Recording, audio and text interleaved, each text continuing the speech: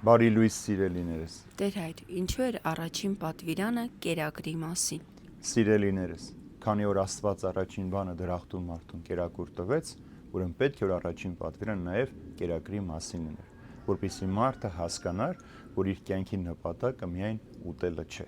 Սողոմոն իմաստունը Ժողով գրքում ասում է. մարդու բոլոր ջանքերը իր բերանի համար են, այսինքն մարդը ամեն օր աշխատում է իր հանապազօրյա հացի եւ իր կերակրվելու մասին։ Ինչ է սա նշանակում։ Երբ որ դու ամեն ինչ անում ես, մտածում ես տարատեսակ ուտելիքները վայելելու մասին, նաև դրա հետ մեկտեղ թույլ ես տալիս, որ մեղքը սողոսկի քո կյանքի մեջ։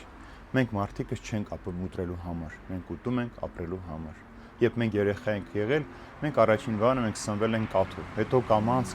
մարդիկ սկսել են տարատեսակ ուտելիքներ փորձել եւ այդ ուտելիքների համար ապրել այս աշխարհի մեջ։ Մարդիկ այսօր հարյուրավոր կիլոմետր են կտրում, ճանապարհ են անցնում, որպեսզի գան իրենց ցանկալի ուտեստը ուտեն ու վերադառնան։ Բայց երբ որ այդ նույն մարդկան ասես, որ այդ գումարը, որ ծախսում ես այդ ամբողջ ճանապարհը անցնելու համար, որևէ հիվանդի, կարիքավորին կարող ես օգնել, մարդը զլանում է կամ դժգոհությամբ հեռանում է։ Որովհետև երբ որ դու ամեն ինչ անում ես կերակրի համար, դու զրկվում ես նաև աստվածային շնորհներից։ Ստամոքսը կերակուրը լցնելով չէ, որ մարդու կյանքն արժևորվում է։ Մենք չենք ապրում, որպեսզի ամեն ուտենք, խմենք, տարատեսակ ուտելիքներ փրկենք։ Այո, ուտելիքը անհրաժեշտ է մարդու ապրելու եւ մարդու կյանքը պահպանելու համար, բայց ուտելիքը մարդու կյանքի գլխավոր նպատակը չէ։ Եվ Աստված, երբ որ առաջին պատվիրանը տվեց, որ չուտեք այս ամենը, սահմանափակեք ձեր կյանքը, նաև սովորեցնում մարդուն ժուժկալություն։ Ցավոք սրտի այսօր մարդը ժուժկալ չէ։ Դրա համար մենք 7 մահացու մեղքերից մեկ ունենք, որ կոչվում է որկրամոլություն, այսինքն շատակերություն։ Երբ որ մարդը ամեն ինչ անում է, որպեսզի շատ ուտի